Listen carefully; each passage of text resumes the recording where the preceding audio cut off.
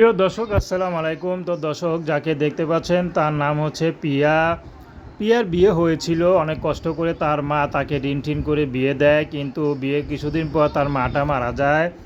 তো পিয়ার স্বামী কয়েক বছর সংসার করার পর তাকে ডিভোর্স দিয়ে দেয়। বর্তমানে পিয়ার একটা বাচ্চা আছে, তো বাচ্চাকে দেখার মতো কেউ নেই। এখন বর্তমানে পিয়াকে দেখার মতোই কেউ নেই। পিয়ার মা নেই, বাবা নেই, পিয়ার কোনো বড় ভাই ঠাই নেই। তো পিয়া থাকে তার এক ফুপুর কাছে। তো পিয়া বর্তমানে একটা ফুপুর কাছে থেকে এক সেলাই মেশিনের কাজ করে। তো পিয়ার খুব কষ্ট হচ্ছে, কারণ এই সন্তানকে নিয়ে সারা কাজে যেতে হয়, সন্তানকে দেখার কেউ নেই। তো পিয়া চাচ্ছে নতুন করে ঘর সংসার করতে।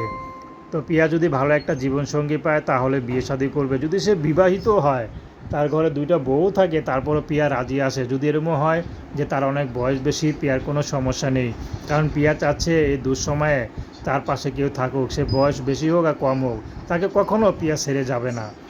তো দর্শক, এই ছিল পিয়ার জীবনের সংক্ষিপ্ত জীবন কাহিনী। তো প্রেম, ভালোবাসা, বিয়ে শাদী করা একান্ত আপনাদের ব্যক্তিগত ব্যাপার। আসুন আমরা ৫ ওয়াক্ত নামাজ পড়ি, দেশের সেবা করি। আসসালামু আলাইকুম।